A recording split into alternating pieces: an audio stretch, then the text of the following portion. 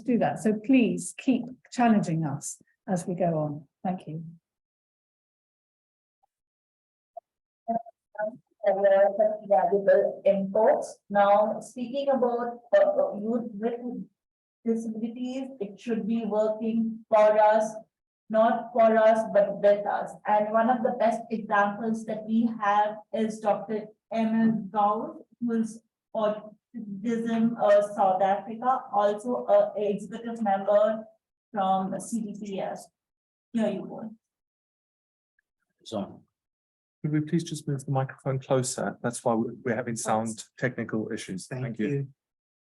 I want to stand because that is the way I regulate, and autism is part of my identity. So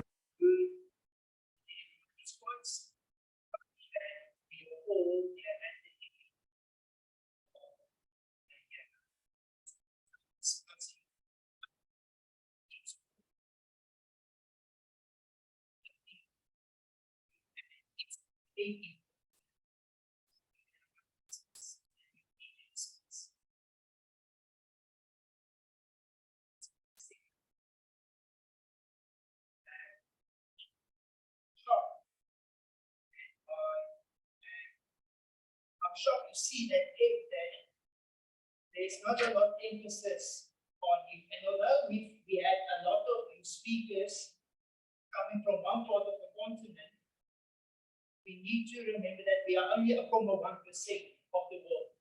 and we need to take drastic action. So from my books, as a representative of underrepresented groups on the Commonwealth Disabled People's Forum, I would like to encourage the UN to invest in DPOs, NGOs, and OPDs.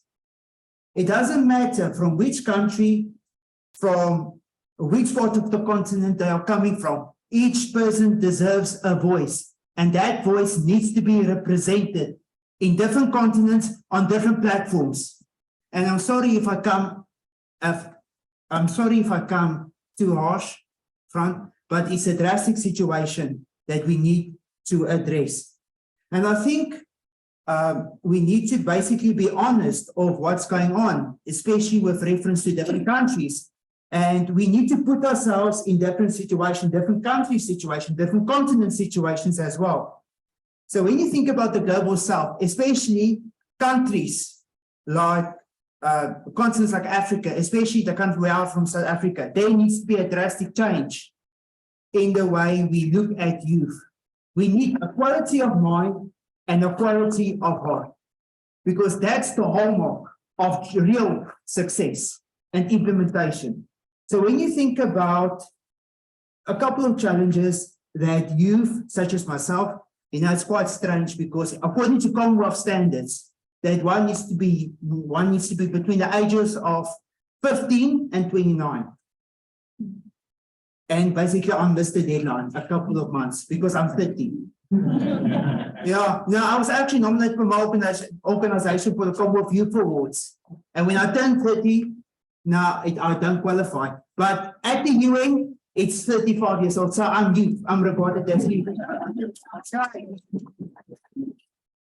Right, so let's talk about the challenges that you've experienced in third world countries, and especially in South Africa. Now, the thing is that when you talk about disability, you've got policy compliance versus policy reliance. You can have the best policies in the world, but if it's not compliant, mean that individual people makes the changes. They can implement, they can decide not to implement these policies. Okay, we also, individuals with different impairments find it inaccessible to attend or to have access to healthcare facilities and therapeutic interventions as well. They also find inaccessible education systems, and therefore the private sector plays a specific role in order to accommodate, or individual parents make the effort, make the sacrifice in order to accommodate their child by registering their own initiatives as DPOs. to make a difference in a community of neurodiversity. Good. Thank you. Of course, we've got also neurodiverse individuals, especially persons with disabilities, that finds it difficult to participate in different social events, and especially they find it difficult to go to attend public facilities.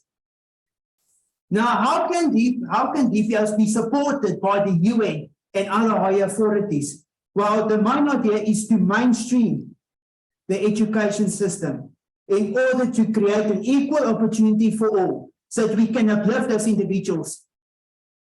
If you think about transformative, I think like what the UN said in the General Assembly, we're not talking about inclusive education anymore. We need to talk about transformative education, because that is where the future is. That is where we uplift the youth. That is where we will get the youth in order for them to become the future leaders, and that's what we need as well. We need to develop training sessions as well to employ these individuals.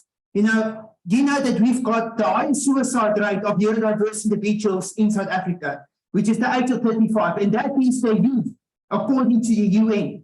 Why? Because these individuals do not have a purpose. These individuals do not even get the minimum wage. These individuals, sorry, I'm passionate. These individuals do not get the social grant. And that is what we need. Sorry, my passion comes through my voice because I'm determined. This is what drives my advocacy every single day. This is my purpose. And it breaks my heart. Wait, let's stop it. I know the processions, but this is what drives me in the morning. This is what drives me every single day to make a difference.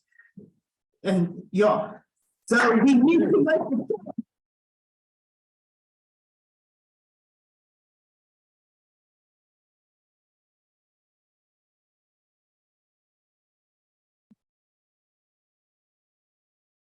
That's a quite an emotional and a very powerful one. Thank you, Dr. Emile. And next speaker we have with Dr. Harriet Young from Australia. She works for young children and youth for disabilities. Can you please introduce yourself and pardon for your organization name? Of course, that is an incredibly difficult act to follow, but I will try my very best to provide something of importance to you all. So, good afternoon, everyone, and thank you all for attending. My name is Charlotte Young. I'm 21 years old and coming to you from the Youth Council of Children and Young People with Disabilities Australia. For the folks who can't see me today, I have long, mid-length brown hair, brown eyes.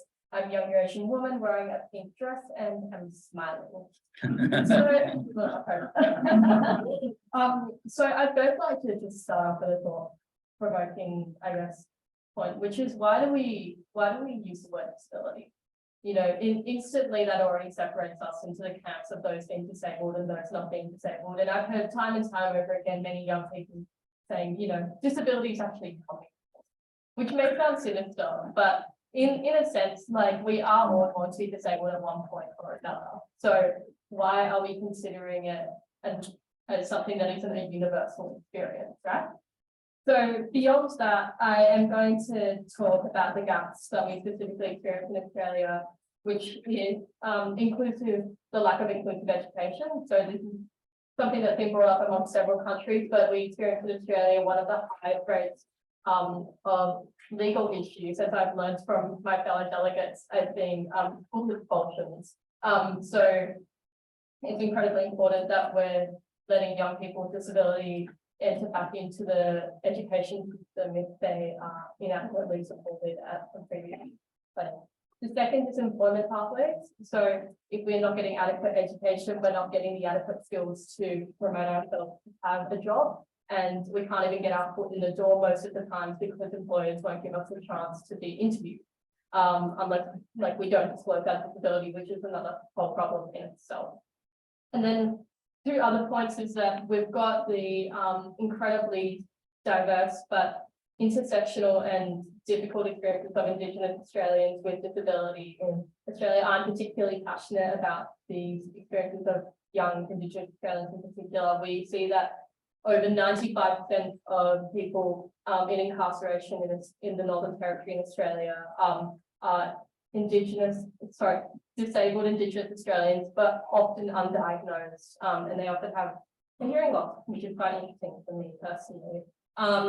And also another unique aspect about Australia is that we have a financial service program called the National Disability Insurance Scheme. So that's called the NDIS, which provides services and financial support to those who are eligible, but under disability. So there's often a lot of debate in Australia about how we define disability, who's eligible for these services, and what sort of social debate that sparks when what services come under the NDIS. So again, more than happy to discuss that further if you wish to engage with Australia.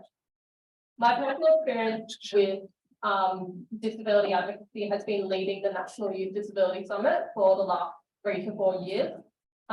It's a co-design process with young people and it's paid. So importantly, we're the peak bodies in Australia who are disability representative organisations are paying young people to help organise events for us, and we're supported by staff who have experience with disability.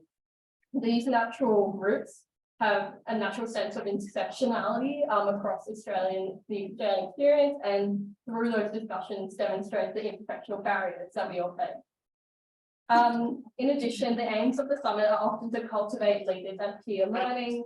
We're often asking the government in the policies that we recommend to be proactive rather than reactive, which is what we see so often, and to give young people the chance to directly advocate to people in power.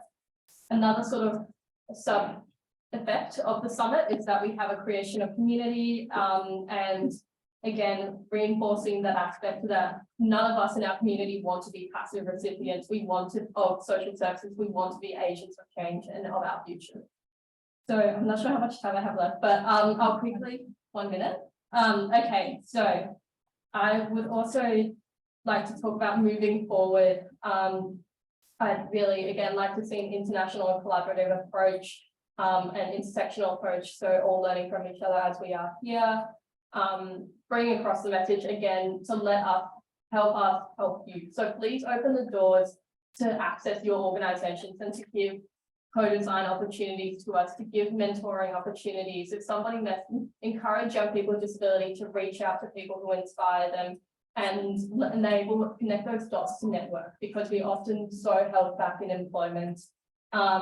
We can be creative and entrepreneurial and identify all these intersectional barriers that often might be missed by those already busy working on important projects. But it is incredibly important that at the end of the day, young people are given the opportunity to have hope, to have empathy from their community, and to have self-agency.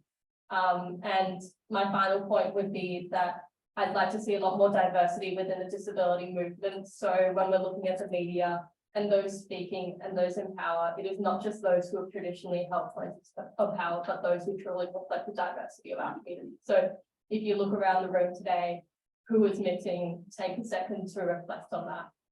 Yeah, thank you very much for your time.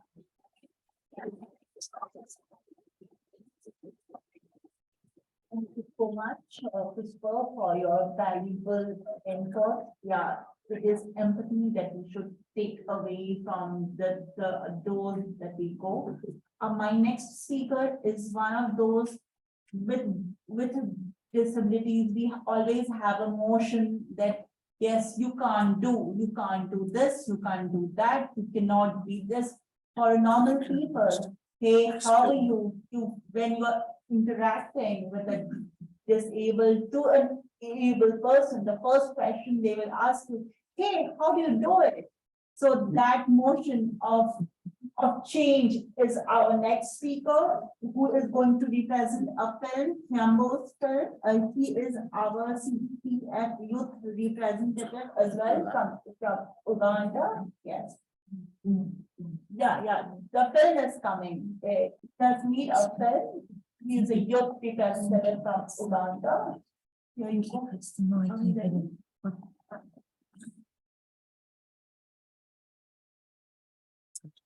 Right, wait, this, what do we got?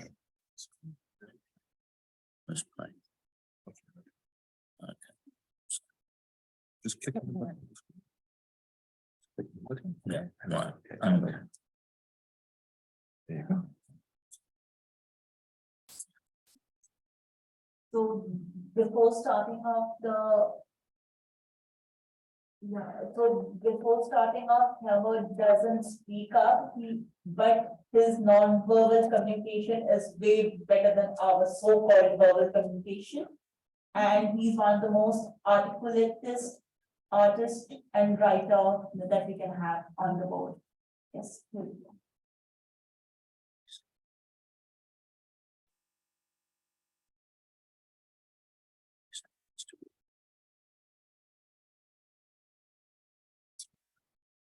You read it. Go back to the beginning and you read it. Okay.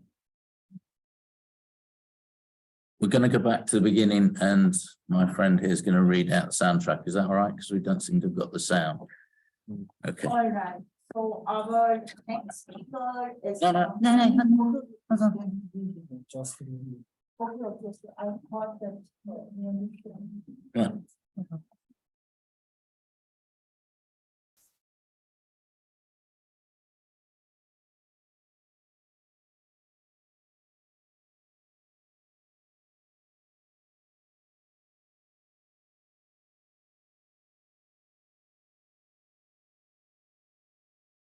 Ladies and gentlemen, I stand before you today as a representative of the Commonwealth Disabled People's Forum.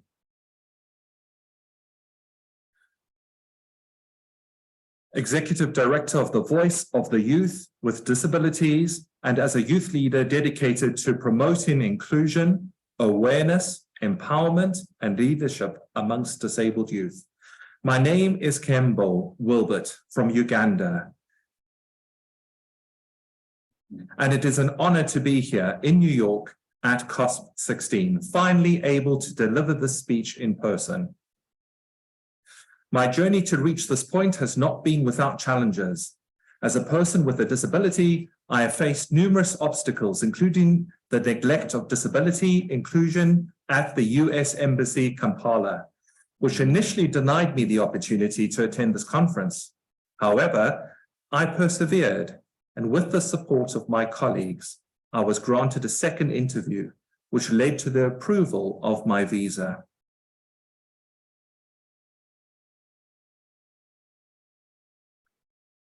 I am dedicated to promoting inclusion, awareness, and empowerment. My name is Kihembo Wilbert from Uganda, and it is an honor to be here.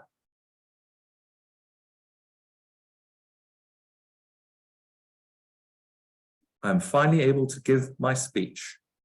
I've reached this point, but it has not been without its challenges.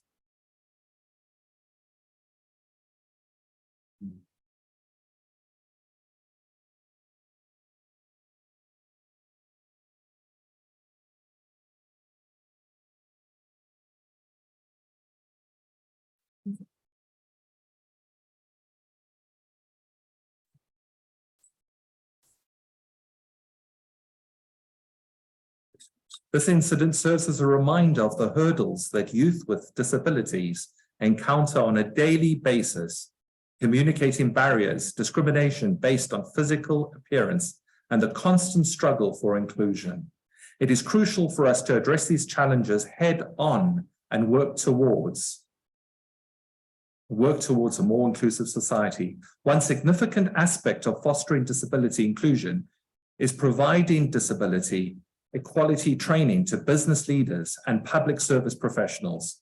We need to educate doctors, nurses, civil servants, social workers, teachers, and lecturers about the shift from a medical to a social human rights approach to disability. By raising awareness and promoting disability equality, we can challenge stereotypes and prejudices that exist within our communities and institutions. In many rural areas, such as my hometown of Kasaba, the situation is even dire. The isolation and depression faced by youth with disabilities due to the lack of understanding and support are alarming. It is time for change. Organizations fighting for disability rights must ensure that the voices of disabled youth are heard. Disabled youth leaders should be trained, empowered, and given the opportunity to take the lead. Disabled People's Forum has been organizing youth leadership training since 2021, and this year's training will commence in September. While the current format is online, it is essential to make it more impactful and effective for disabled youth in rural areas with limited or no internet access. In-person training can bridge the digital divide and reach those who need it most. Digital inclusion is another area that must be prioritized. I am a living example of the transformation power of digital skills. Through my live projects I upload onto the internet, I have been able to contribute to society. Digital inclusion allows disabled individuals to live more independent lives and reduce social isolation. We must develop strategies to promote digital inclusion for people with impairments. This includes making websites and digital services accessible, providing training and assistance, and ensuring that all digital communications across the Commonwealth and within governments are accessible. Furthermore, creating more free access points to the internet will help bridge the digital divide.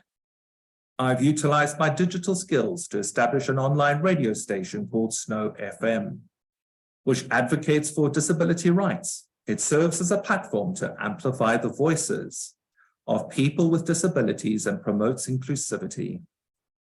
This demonstrates the immense potential that digital skills hold for disabled youth. As I conclude my speech, I want to emphasize the need for a mindset shift. We must believe in our capabilities and challenge the limitations imposed by social barriers. True disability inclusion cannot be achieved if our minds remain constrained. Let us embrace a mindset that recognizes the abilities and potential of every individual, regardless of their disabilities.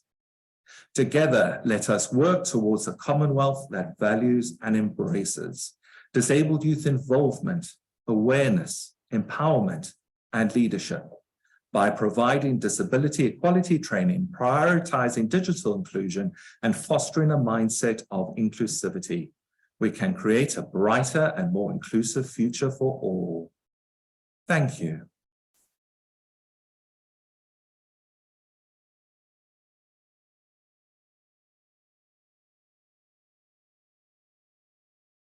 Well, that was amazing. Yes, it was true that digital inclusion can bridge, can minimize the gap. And our next speaker is Christopher from Barbados. Here you go. Good evening, everyone. My name is Christopher Gilkes. As a young director of the Barbados Council for the Disabled, I am honored to have the chance to share my experiences at this event. It is my sincere hope that my words will inspire and guide young people with disabilities. The Barbados Council for the Disabled is a prominent organization that comprises of 22 groups representing persons with disabilities. I extend my heartfelt appreciation to the event organizers for this wonderful opportunity, which allows me to express and speak on the issues regarding persons with disabilities.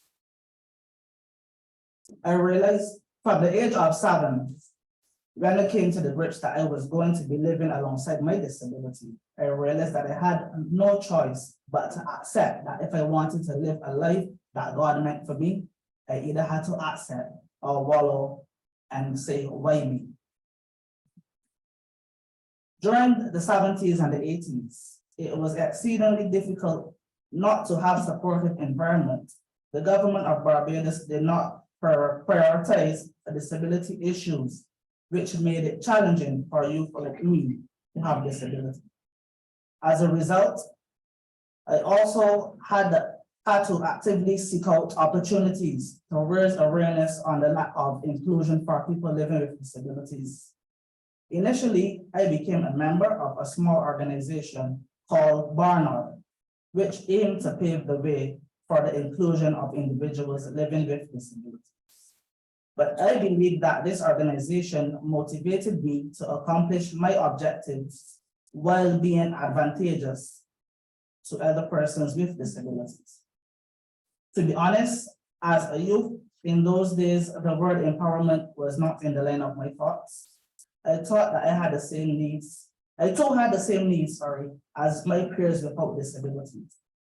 I wanted to experience and participate in activities, especially as my interest grew in sports. As a result, I saw an opportunity to fulfill that role. I participated in wheelchair racing, which is true Special Olympics. This only caused my adrenaline rush to go up. And it also will be over to join the Paralympic Association of Barbados so that I can further push my athletic abilities. This time I had my eyes set on the international races. At this point in my life, awareness and empowerment were two major words that I realized were starting to shape my future. I had the opportunity to participate in sports in various countries. These countries include USA, Ireland, Jamaica, and Peru. As a youth from a young independent Caribbean nation, I never thought that I could be involved in this area. However, I recognized that the potential to promote inclusivity and began encouraging other young individuals with disabilities. Together, we challenged ourselves to claim our rightful space and become agents of change for ourselves and others in our community. As I matured, my enthusiasm for getting involved only grew stronger. By frequently appearing in public, I was present with even more opportunities for engagement. It is also crucial to the establishment and the environment where individuals with disabilities can make a meaningful contribution. Accomplishing this requires a collaborative effort between families, civil society organizations, and governments, as well as a willingness to reimagine what is feasible. Barbados is successfully advancing its inclusivity agenda by actively engaging young people with disabilities in policy development. And as a member of the Barbados Council for the Disabled, I can confidently say that our relentless efforts have been successful in promoting integration of individuals with disabilities in both government and private sector policies and plans. Although progress may not have been as fast as some may hope,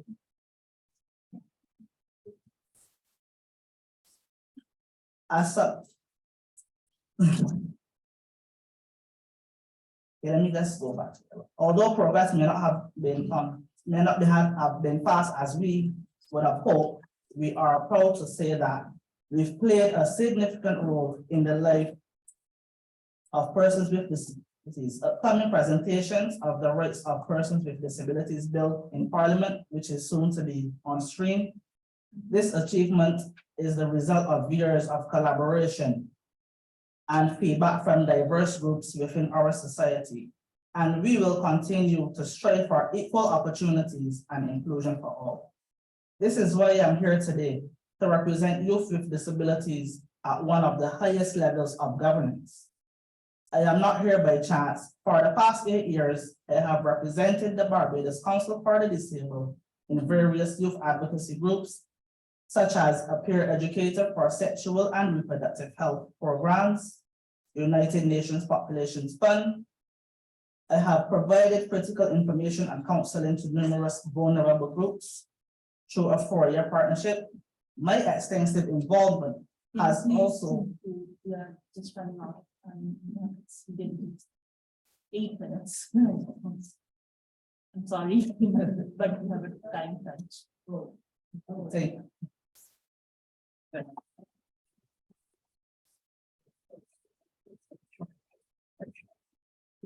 Thank you so much, Christopher.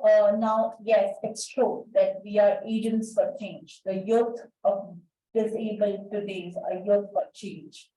The agents change. Unless and until we come up forward and we speak for ourselves, nobody else will. These stereotypes, these taboos needs to be brick by brick. Now I will ask my next panel, Mr. Ganesh Singh, CDPF executive, to take over. Ganesh, you're Thank welcome. you. Thank you very much, Madam Chair. I'm not in the youth category, just a bit beyond. My name is Ganesh Singh from the Guyana Council of Organization for Persons with Disabilities. And I'm going to present on what we're currently doing to promote inclusion of young people with disabilities within the disability community in Guyana. So in recognition of the absence of youth with disabilities involvement in the organization, in the management of organizations for persons with disabilities in Guyana, we have made a deliberate effort to build the capacity of young people with disabilities and promote their inclusion in the disability community. We, like other Caribbean countries, lack a clear leadership transition plan within our organizations. Hence, the need to develop programs that are youth with disability specific and led by those individuals. Over the past few years, we would have implemented a number of initiatives to promote young persons with disabilities within the disability community and to build their capacity. These included skills training, where we have trained over 1,000 young persons with disabilities in various skill areas in partnership with government and other agencies. A high percentage are now employed. We have promoted or developed programs in the field of education to ensure that young persons with disabilities have the opportunity that they didn't have a few years ago. So acquire qualifications. Some are at the tertiary level now, pursuing various degrees and so forth. We were fortunate that we were included as a partner on a multi-year project that is called the Youth Advocacy, Linkages, Leadership in Elections and Society, which is a USAID project being implemented by the International Foundation for Electoral Systems. That project is being done in Guyana with young persons with disabilities, and we were included to work with young people with disabilities. Through this project, we were able to implement a number of activities. These included the inaugural National Youth with Disabilities Conference, where we had young persons with disabilities analyzing the status of the disability community and planning the advocacy strategies focusing on accessibility and employment. Those strategies are now being used to advocate for structural changes within Guyana. We were able to conduct a mapping of indigenous youth with disabilities. We now have a database of about approximately 600 persons, young persons with disabilities from indigenous communities, and we hope to begin work with them in the coming months. Young persons with disabilities are able to access community action initiatives up to $3,000 to implement projects that they develop and lead within their communities, whether it's to build capacity of young people with disabilities, whether it's advocacy. We've had sexual reproductive health projects being led by these young people. We've had projects in the inaugural blind education conference, and a number of other initiatives using the funds from these projects. We've also had a disability studies virtual training program, where these young persons are exposed to advocacy strategies, communication, modern approaches to management of disability organizations, and so forth. Recently, just 2 days ago, we had the first, an observation mission for the local government elections in Guyana. And it's the first time that any organization for persons with disabilities were involved in such a mission. And it was, again, youth-led. We have also trained over 100 young people with disabilities in their civic education and exposing them again to different areas of governance, and society in general. So overall, we've done a lot of work under this project, the Utilize project, funded by USAID, or build the capacity of young people with disabilities and promote their inclusion within the disability community. You know, it's imperative that we recognize that young persons with disabilities are the future of the disability community. And we should do whatever we can to ensure that they take their rightful place within the leadership of organizations for persons with disabilities. And that is something that we're making a concerted effort in Guyana to do. Most of our projects are youth-led, and the youths are meaningfully involved in everything that we do as a national civil society organization representing persons with disabilities in Guyana. So thank you. Thank you so much, Ganesh. It was really a valuable input.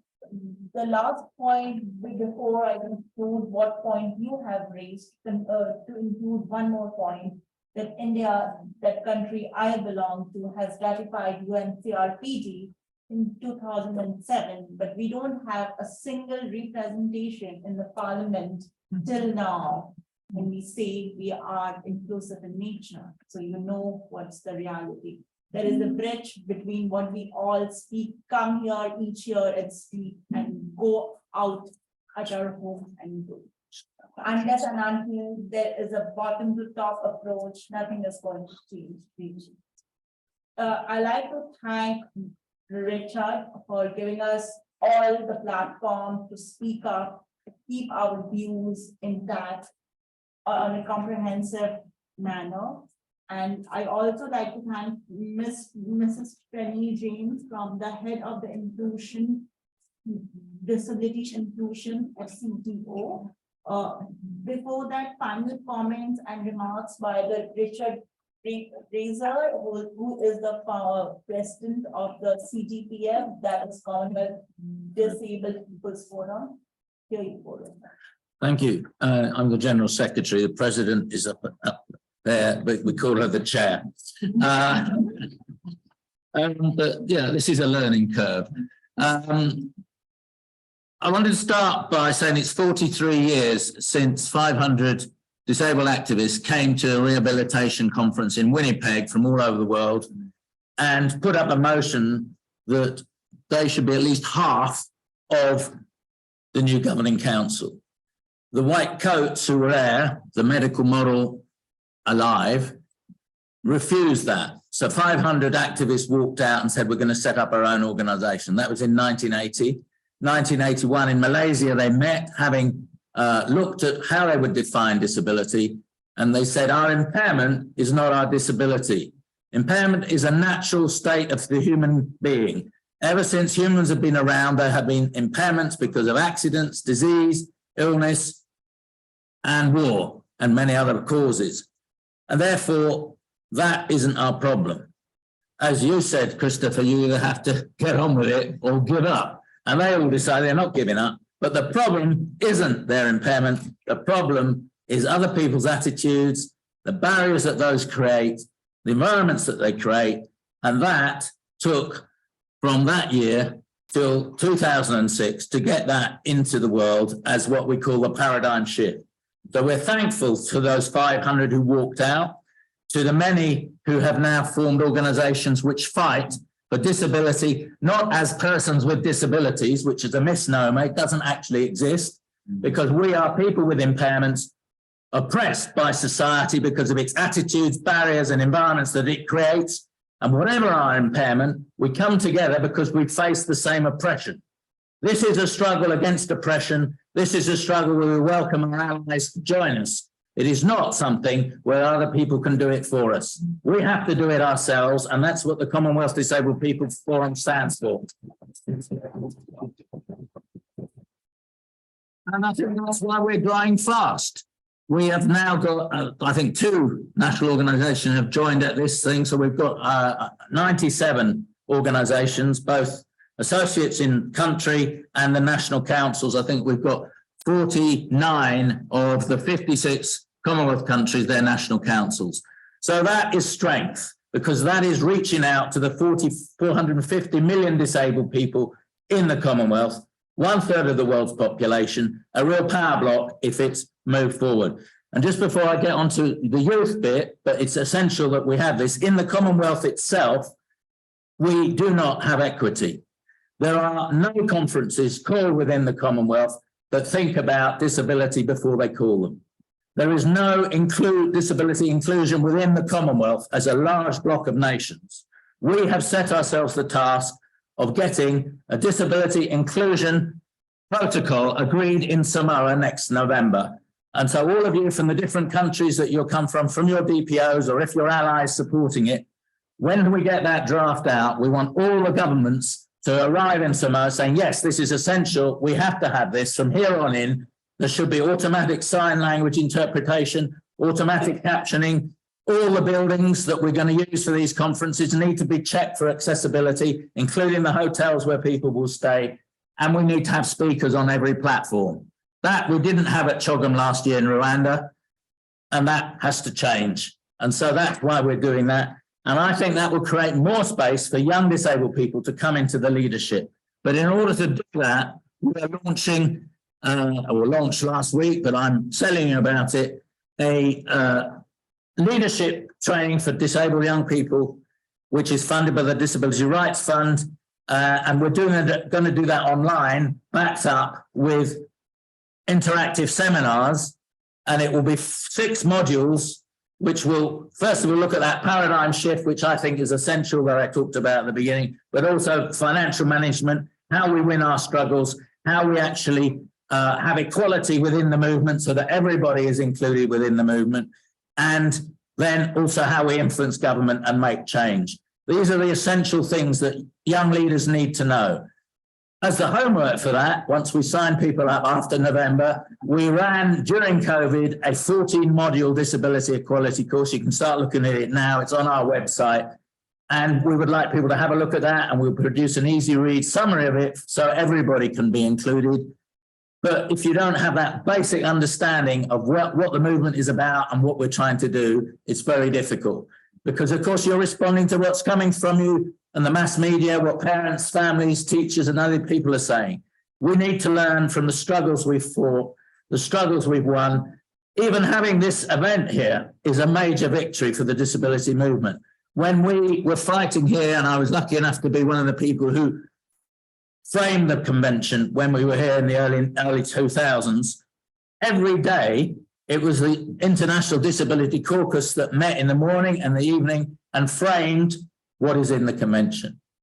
It wasn't the diplomats, because they didn't know what to write. It was us who wrote it. This is the only convention in the world that was written by the people it's about. The Children's Convention wasn't written by children.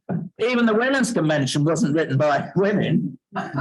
This is the only one. So that is a step forward, but we have many, many more miles to go to actually establish real disability equality around the world. So I would urge you to take the forms. My friend here, Susie, is my PA, is going to be giving them out by the door.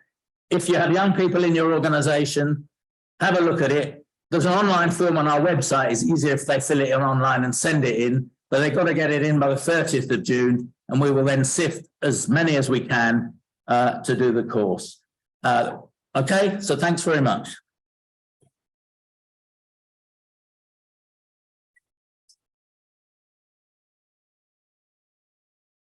Thank you so much.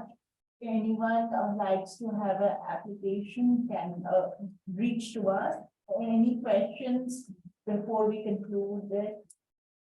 Any questions, any remarks, any? Yes.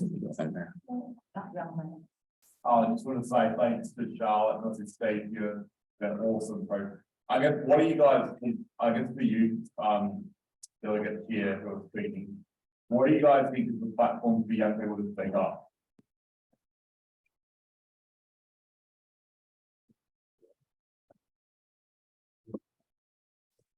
Do you want to Okay. tell people what to do?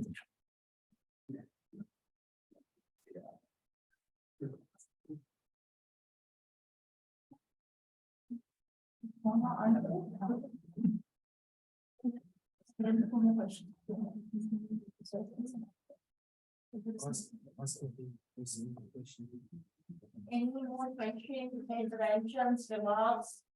Anything anyone wants to speak up? Just quickly, just this question before that. I think that first of all, fundamental is one of our major platforms. So organizations bringing young people along with us. And talk, I think obviously engaging with the Commonwealth for eligible for that. And I think constantly keeping in touch with the people that you've already met and seeing how we can check. Emile, do you have?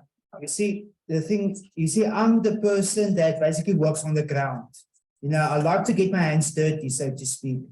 So I think the best platform which you can act with, which you can start off, look, COSP and CHOGM is, if you think about basically get to hear your voice is basically would be the top. But I think, you know, in order for you to basically make a difference, I would say that, you know, you start off with your basic, with your organization, you know, and you work from the bottom up, you know, and you make sure that you make a difference in that community, you know, the community that you're focusing on as well. And there's a common saying in the field of disability, and especially in my field that I'm working in, is that although we are different, although our types of diagnoses are different, we're in the same boat as well.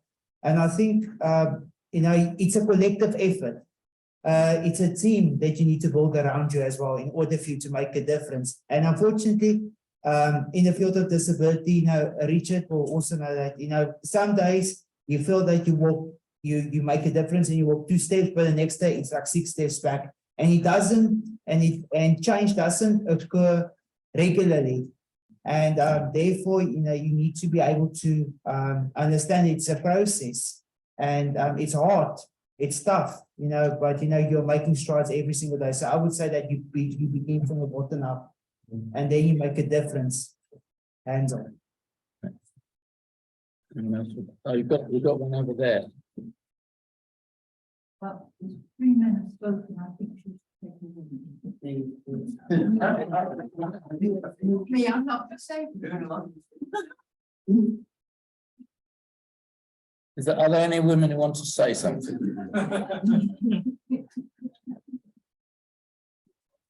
No. But I'll just come back on the issue of the platform. You see, when we made the convention, what happened is all the people who thought they knew about disability moved in on it. What we call the NGOs, the non-governmental organizations. And they've got a lot of money out of governments to do it. But I look at the projects they've done and I haven't seen any real change taking place on the ground. And that's the problem. They're like the carpetbaggers after the abolition of slavery in the South. They come in to profit from it. They haven't even taken on many disabled people and trained them in their largely non-disabled led organizations. It has to be a slower process that we have to get government to understand, and the government next to me has understood that in the strategy that they put out last year. It's about developing our voice and our power, and they are now giving their support to that.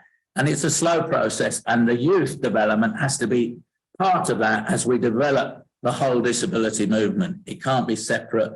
And we put out a call in our manifesto for disability youth in this Commonwealth Year of Youth, that all of our DPOs need to look at themselves as Ganesh's has, as Christopher's has, and say, well, how are we going to change what we do? It's not business as usual. We want to actually retire us older people, and we want the new wave of people to be trained up to go forward as part of the new disability movement.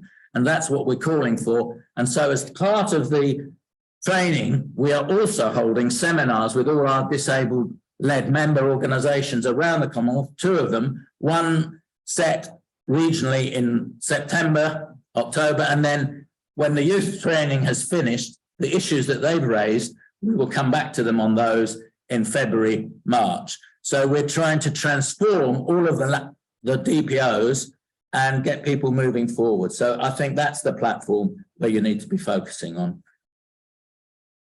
Yeah, come forward and take a mic. Thanks so much. Hi everyone. Hi, everyone. I'm Matt Frost, and I am Principal Advisor in Waikaha, the Ministry of Disabled People. And I take Richard's point. We have framed that quite deliberately as the Ministry of Disabled People because the social model frames it as we are disabled by society and our environment. The point I wanted to make was to my South African colleague, I absolutely feel what you feel because I think about myself 10 years ago. I was in a government forum in New Zealand where I did pretty much what you did. And I walked out, I experienced autism. I know the passion, I know that pain. So I really honor you for that. I suppose what I would say is that there is a generation, my generation, I take Richard's point in terms of older people, but there is a generation around that middle generation. So, and when I started in this movement 15 years ago, there weren't environments like this. So I really want to say to the youth leaders here, take the connection to the next generation of leaders and connect with those people. And there is a responsibility on us to reach back to you too and give you something. And I'm ready to do that. So Richard will have a conversation tomorrow with Paula. But look, I just want to honor the strength and the thoughtfulness of what has been said here by everybody. It certainly gives me hope as someone who's worked in this space for 15 years. And I really, really honor the maturity and depth of discussion that's been had.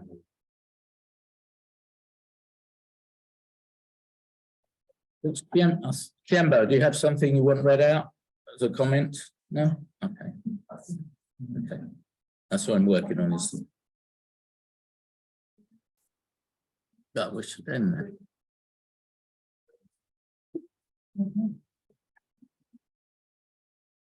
Last comment before we conclude that we need a paradigm shift in the mindset as well, that we are not the service providers, we are not doing any charity rather than we are empathizing with people with disabilities.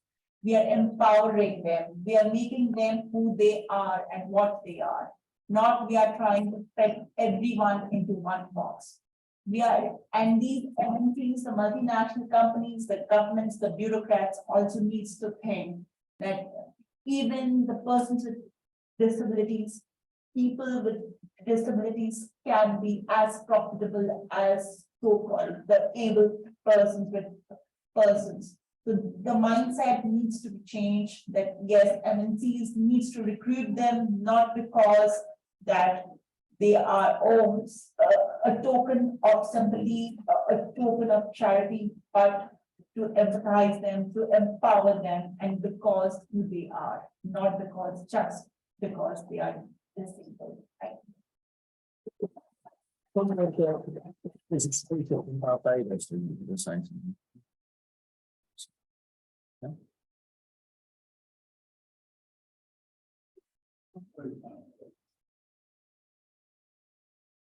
Are we finished? All right. Thank you, everybody. Thank you.